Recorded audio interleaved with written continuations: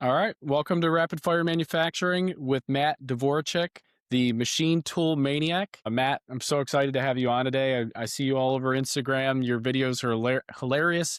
And also, just the people that you have on that are highlighting local machine shops around you and in the industry is such an awesome thing to do. So thanks for joining today. Glad to be here. First time I'm on somebody else's podcast. Nice. I'm honored to have that privilege. So I want to open up and know a little bit about your background. How did you get into this industry? I jokingly say, and it might not be a joke, that I was conceived in a machine shop. My parents both worked for a shop in Denver, Colorado. Actually, if anybody's familiar with what used to be the Stapleton Airport, the shop was literally right next to Stapleton Airport, next to the runway. Apparently, it was one of the first shops in Denver, Colorado that had NC machines. And so my dad started working there in the early 80s, and my mom, and they had one of these inner work romances. And next thing you know, I'm in the picture. So Yeah. I have been part of that machine shop. I've been going into that shop for as far back as I can remember. So that was my introduction into the machine shop. Wow. So were you going tagging along with your dad while he was working in the shop growing up, right? Oh yeah.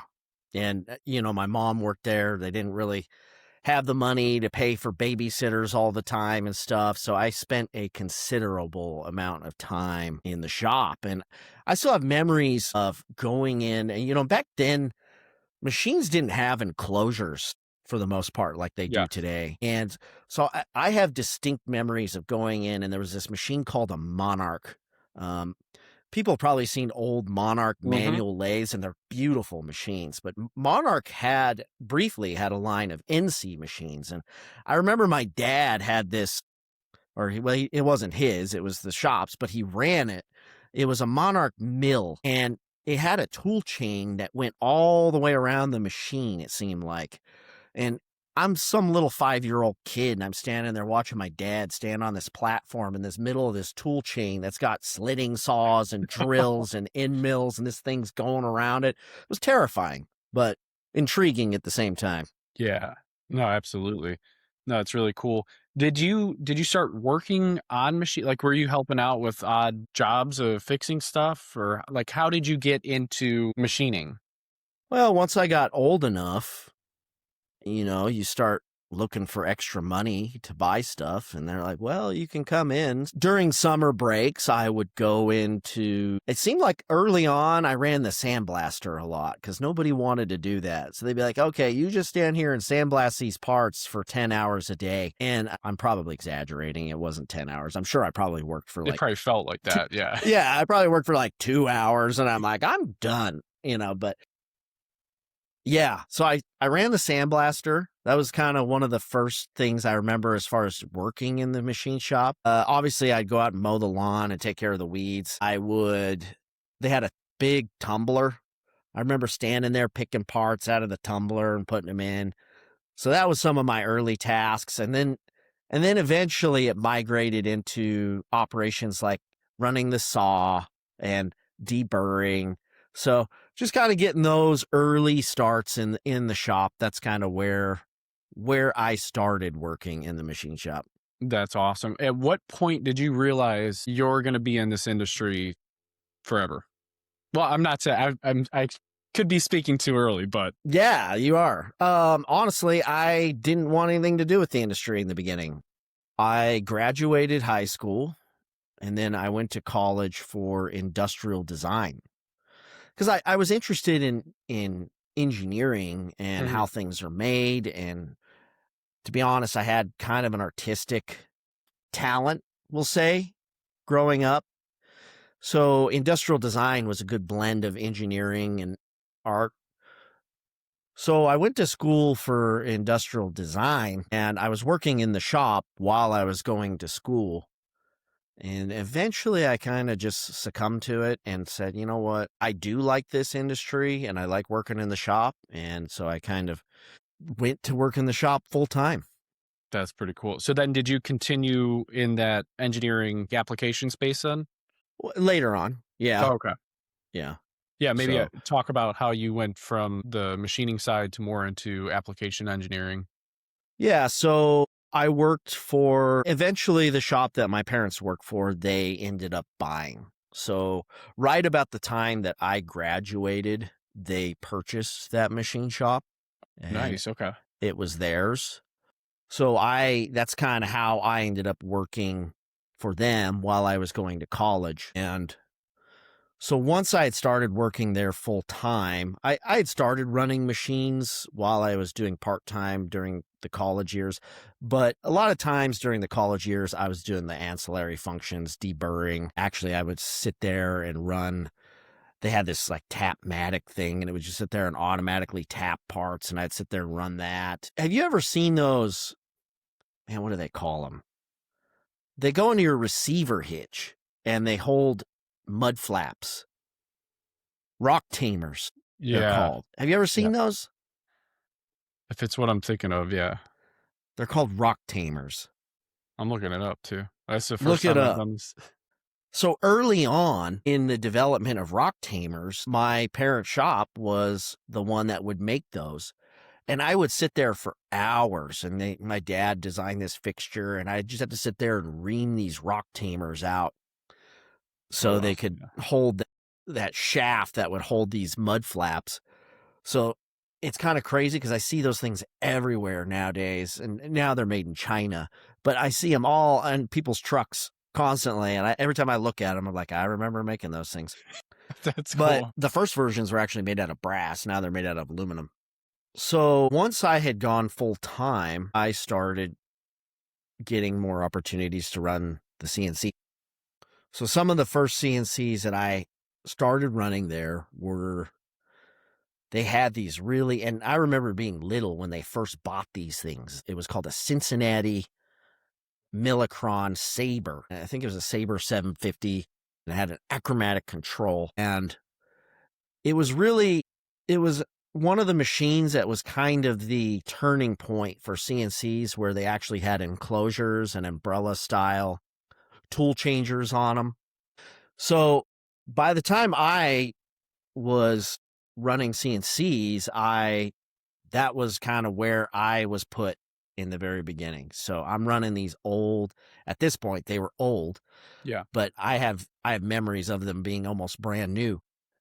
So I'm running these old Sabers and just doing various jobs that my dad had set up and run throughout the years. And early on, my dad, well, even almost my entire employment at working for my parents, they weren't really into CAM software whatsoever. So it was all hand programming. Oh, So everything, even on the mills, you're hand programming. I know today still a lot of guys will hand program on the lathes, but even on yeah. the mills, we were hand programming everything. So I started learning hand programming when on those Sabers, right? And so I'm working my way up on the Sabers, and then they had some early Haas machines, some VF3s and VF4s that they had Mhm. purchased. And at some point, my dad made the transition over to buying Morisiki products because they were more reliable, Japanese-made machine tools. I mean, everybody knows Morisiki makes great stuff. Yeah. So he had a couple of Morisiki Duracenters and Duraverticals. So I kind of progressed my way up from running the Cincinnati Millicron to running the Haas VF3 and VF4, and finally ended up on the Morisikis, the Duracenters, and the Duraverticals. And most of all my experience here was on mills. He did buy a couple of lathes. He had some NL 2500s. He had a couple of Okuma lathes while he was there. A Tsugami, little MO8SY. But I didn't really. Occasionally I go over and run a lathe if somebody needed help running the lathes. But I mostly spent my time on the mills there. Oh, okay. Is it now when you started getting more into the application engineering, was it machine specific, or it was covered all of No. them? Well, yeah, it was. But I had another job from there. So I worked for my folks for about 8 years. Okay. And then I wanted to get into 5-axis and I wanted to get into CAM software. And my dad just really wasn't, he didn't, I don't know. We bumped heads. My dad's amazing. He's a very smart, intelligent guy. But he just didn't want to take a leap into the 5-axis machines are expensive Yeah. and it takes a lot of time to learn them. And you almost have to have CAM software at that point. And so I think it was just too much of a leap that he didn't want to put the energy into making. He was making money doing what he was doing. So I made the decision to depart working for my folks, and I worked for a medical device company. And that was my introduction into CAM software to begin with. So I went and worked for this medical device company, and one of the first machines that I ran while I was there learning CAM software was a DMG CTX 310 lathe. So this Okay. was a lathe that had Y-axis, live tooling. I guess it didn't have a sub spindle, just had a tail stock. But so it was, not only was it kind of my introduction into CAM software, but it was my introduction into running a lathe full time. Like I said, I had intermittently ran lathes, but never just day in and day out. So that was kind of a pretty good sized challenge to overcome, but I enjoyed that a lot. And my goal going into the shop was to eventually backfill a mill position once it opened up. But that's how I got in the door. So I ran the lathe and eventually had the opportunity to transition over to the mills. And so they had a bunch of Morisiki NV5000s at this shop that had Nikken tilt rotaries on them.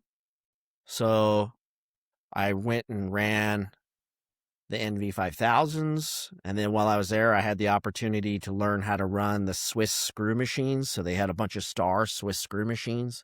Oh, nice. So I Okay. spent a few years doing that, and I spent some time running the wire EDMs. They had some Agi Charmy Yeah. EDMs. So it was my You covered time a at this lot. shop that I really got a lot of experience running a wide variety of equipment. Granted, it was all very small stuff.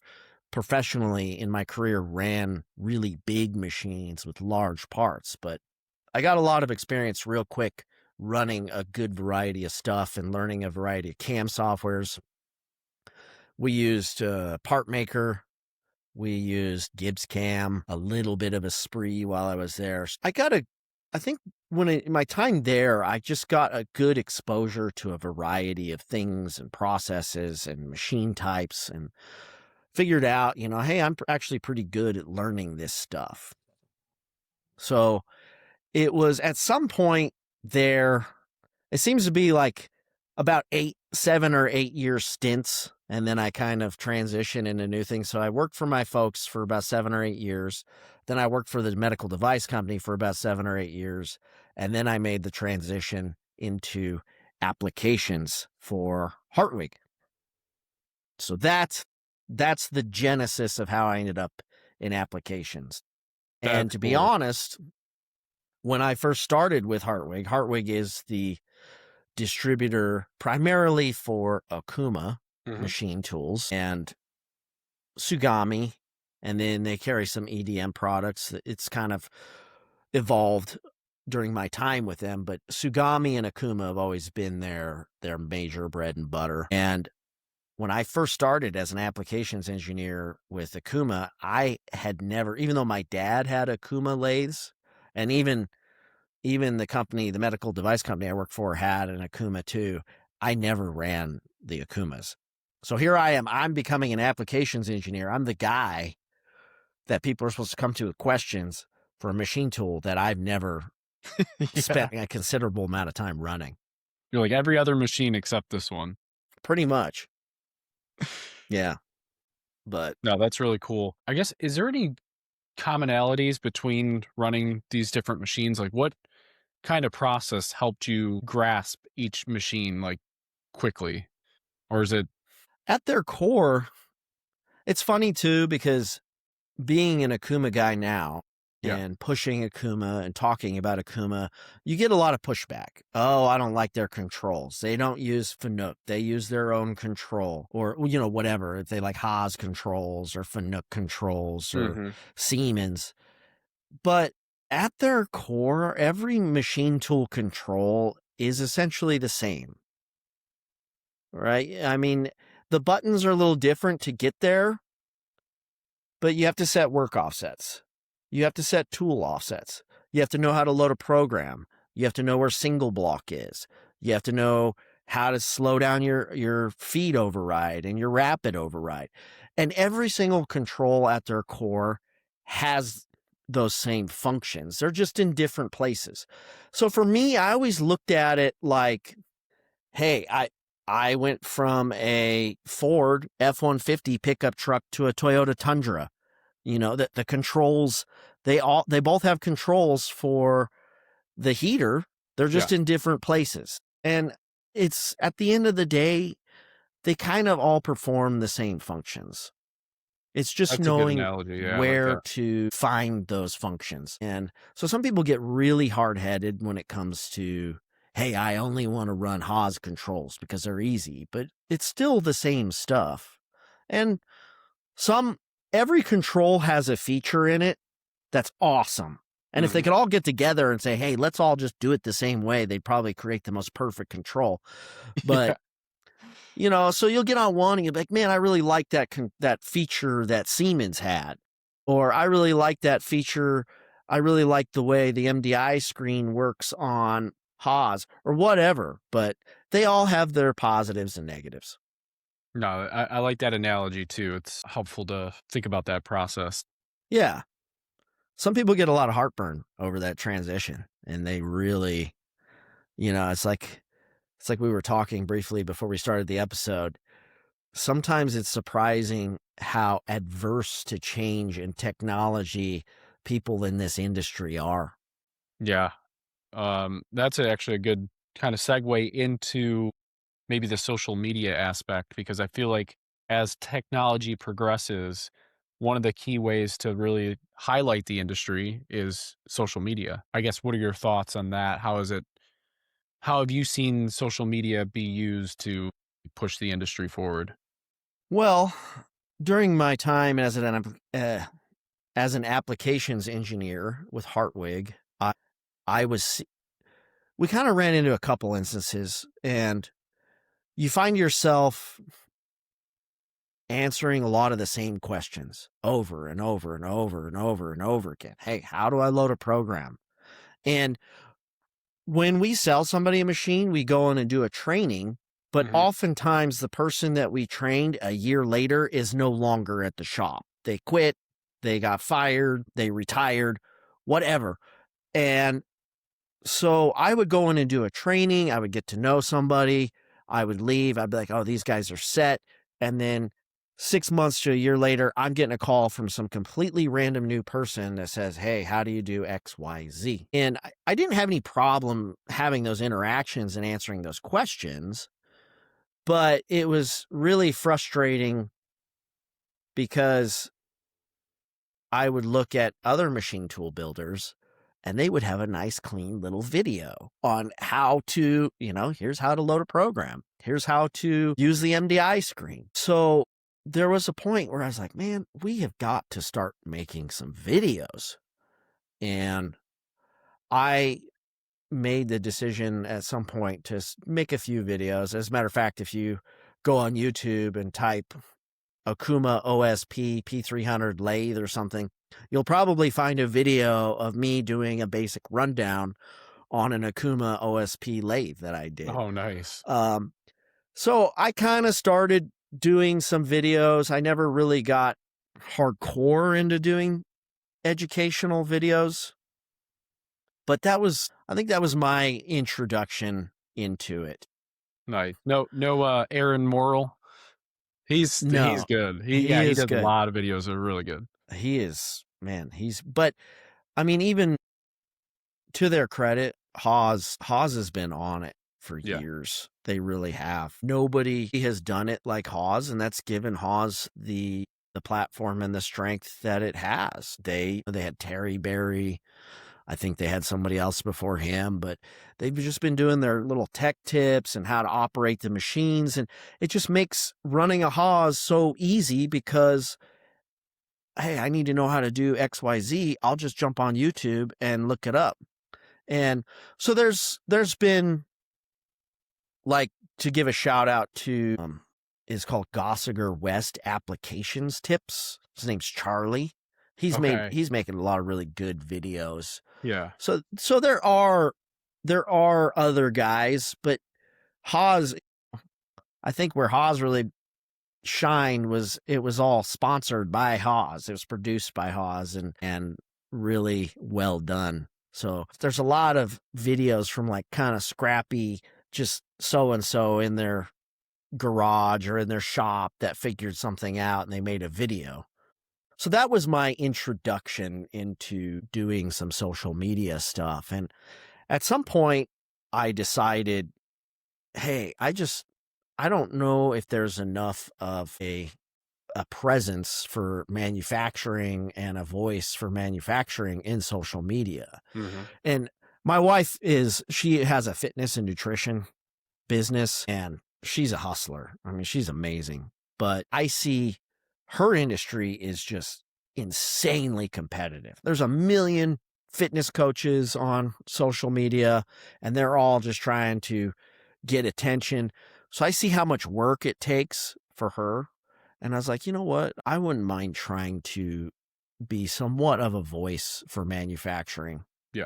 One thing that's been a constant discussion that I've had throughout my career, and there's been times even when it gets a little depressing, is when you have this realization when you're out interacting in the wild, talking to people, and you say, hey, I'm a machinist.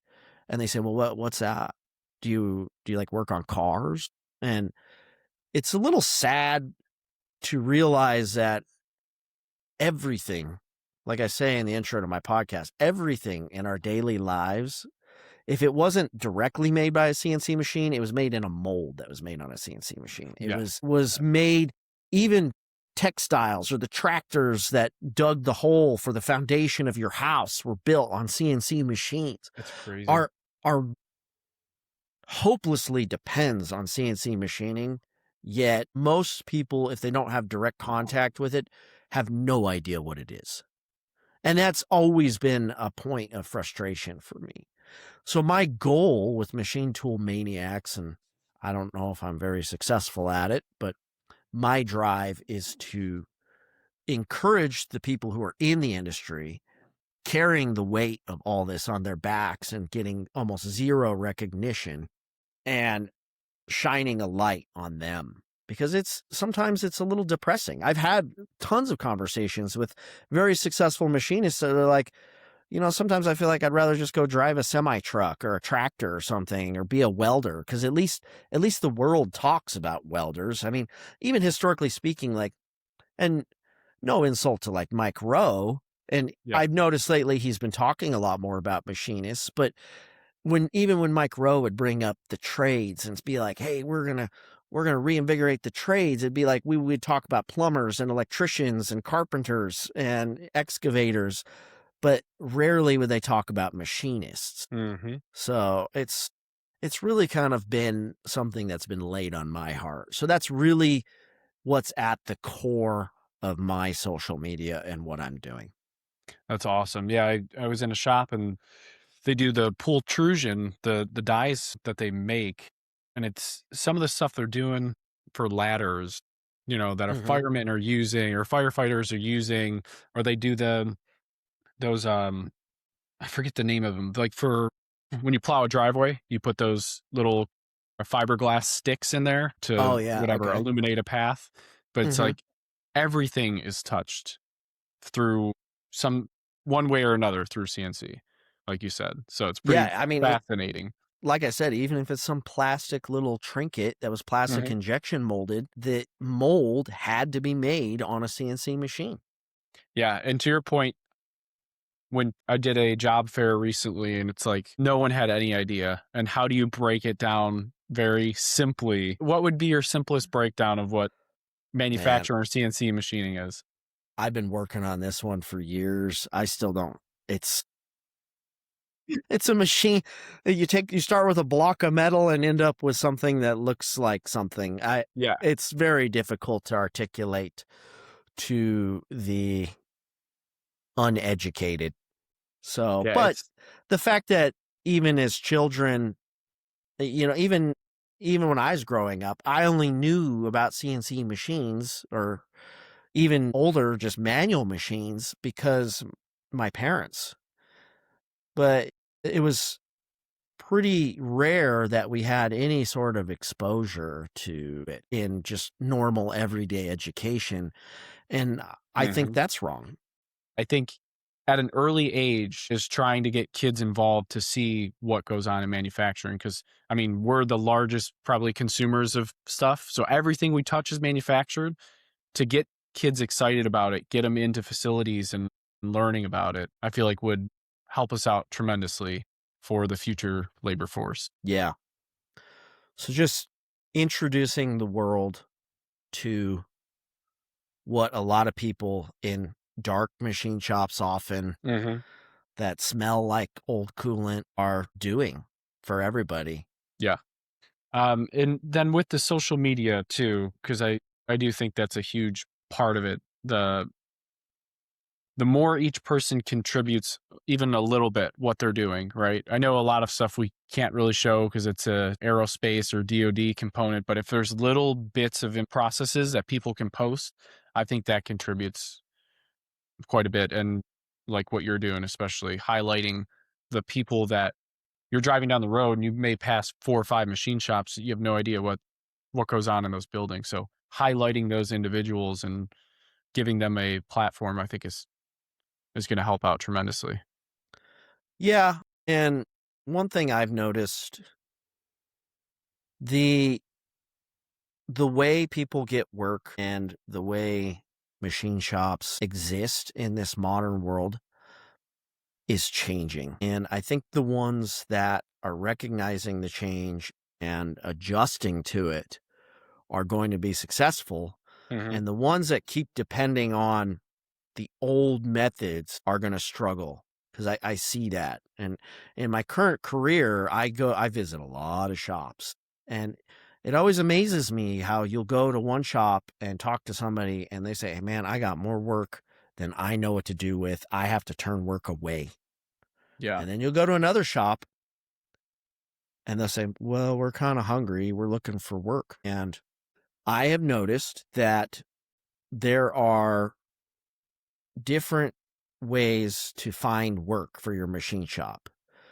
But depending on word of mouth in this day and age, I think is a very risky move. And it used to be once upon a time, word of mouth was a great way to depend on getting work. But nowadays, you have to find ways to market your shop. And what better way to market your shop than social media? Because it's free. Yeah. It's absolutely free. So you can go on and make TikToks. You can go on and make Instagrams. You Hmm. can, that's why I try to have some of these shops on my podcast to help them market and get exposure. It seems, though, that there's a lot of shops that are very successful in marketing themselves on social media. And it's like you said, sometimes you can't show the parts you're making, but there's other creative ways to market your shop and your services than just showing the parts you're cutting. So even if you're getting on there talking about making parts or Yeah. showing your machine, not necessarily showing the parts that are getting cut, but say, hey, these are our capabilities. It really is an effective way to market your shop. Some of the other modern ways that I've seen some folks have insane amounts of success with are tools like Xometry. Um, if you don't want to be marketing and creating videos, you can utilize Xometry. But I do think in this modern day and age, just thinking you're just going to make amazing parts and the work is just going to come flowing into you is not a great approach, because I've Yeah. seen shops that make great parts and they do good work and they're good machinists, but they expect that the work is just going to find them, and it oftentimes just doesn't seem to work that way. So part of what I do and what I like to talk about is just educating people about showing up. And as tough as it is sometimes, Hmm. just show up on social media. It doesn't have to be clean. It doesn't have to be refined. It doesn't have to be perfect. And as a matter of fact, on platforms like TikTok, you can get away with so much less refinement. And I mean, I had Kelly Russ on my podcast, and he is a perfect example. He gets on there, he makes goofy videos, he shows funny drawings. I had Pizza Boy Metalworks, that's another one. He's just a guy, he's got a little mini mill in his garage and a TL, and he'll just bust out his camera and just talking to his camera about whatever part he's making, and he seems to be doing great. So I just think we have to start looking at alternative methods to get our names out there and get that work, especially when you're just breaking in and you're getting started. Oh, absolutely. It really is crazy because before you make that first post, it really feels like there's a lot more effort required. And then once you get that first, post or two, like it's not that difficult. Like it really is. Well, I'll admit even I struggle. Like I honestly I've been meaning to make a post to advertise my latest podcast episode for like the Yeah. whole week. And I've had it in my head and I'm like, okay. And yeah, it's not hard, but it's like going to the gym almost. Yeah. Once you kind of start and you get yourself in a rhythm of doing it regularly, it becomes easier and easier. But if you quit going to the gym for a week, that first time going back to the gym is hard. And honestly, posting on social media is a lot like that. Okay. I can give you that because I haven't posted a rapid fire in like a month. So Yeah, yeah, see, there I you go. guess it goes that momentum. Like once you start, the momentum will build. And if you don't keep momentum, yeah, you kind of restart with that. Yeah. Yeah. So a lot of what I do is just to try to encourage people to do it. And sometimes I got my start doing memes. I I really like memes. I always enjoyed memes. But the unfortunate thing about memes is it's hard to build a brand or market yourself with just memes alone. And Yeah. I wish I could just get by making memes. But at the end of the day, you could make the best meme in the world, and then a week later, another person can make the best meme in the world. And there's not going to be a lot of differentiation between the two of you. You're Yeah. just two pages that make memes and they're funny, and someone got a laugh and then they moved on with their lives. So getting on and showing your face or creating some sort of character behind what you're doing is actually going to build brand and recognition for you specifically. Yeah, absolutely. If you could go back in time and give yourself one piece of advice, what would that be? Start YouTube, like way back in the day when YouTube was just getting started, or even Instagram. I Yeah. mean, I've been on Instagram for years, and in the beginning it was cars, a lot of cars for me, but that's in my mind I was like, "Oh, this is all Instagram's good for." Like people showing off their wealth and their amazing lives, but it's never going to be anything that's good for marketing or specific interests. And now what we call social media, or have historically called social media, has evolved into kind of what they're calling interest-based media now. So now if you're interested in a specific thing like CNC machining, or Yeah. say you're interested in Bigfoot or whatever, like there's all these different groups on what we're referring to now as interest-based media, that if you want to educate yourself on something or be part of a community, you can do so on social media. So whatever platform you prefer.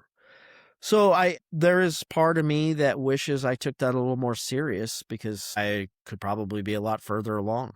I'm with you on that. No, that's good advice. So yeah, if there's anyone out there that's not on social media or I should say consuming social media but not contributing, Yeah.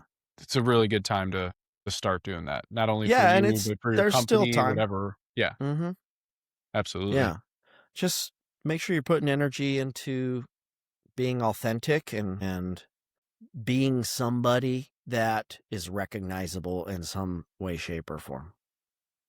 And enjoy it. Because if Yeah. you don't enjoy it, you're not gonna it's like what they talk about with diets and stuff too. It's like eat what you know you're gonna consistently be able to eat. Because if you hate the food, you're not gonna keep it up, right? So Yeah. find stuff you're actually passionate about and post that stuff and yeah. Well, awesome, Matt. I do appreciate your time. Is a spot if you have a Machine Tool Maniac hat that I will put up here. Yeah, I went through and I developed some merch, and I need to start working on it a little harder. But yeah, once I get one, I'll send you one. All right, sweet. Well, yeah, I appreciate your time and thanks for everyone. If you're watching this, where can people find you at? What's your I guess Instagram is where I Machine_tool_maniac. And so whether you're on Instagram or TikTok, man, I don't sometimes I try to look myself up on YouTube sometimes and it's hard to find. So uh if you poke around for Machine Tool Maniac on YouTube, you'll find it. I'm not as active as I should be on YouTube, but I guess that is what it is. So Instagram and TikTok are my primary platforms. And then obviously my podcast, Machine Tool Maniacs podcast. That's really what everything I do is for. And the podcast is a place where I try to have other shops on and give them a platform to tell their stories, because that's what I find interesting. And those are the ones I want to shine the spotlight on. So that's where you can find me. awesome, Matt. I appreciate your time and everything you're doing for the industry. Yeah. Thank you for having me on. I appreciate you. Yep.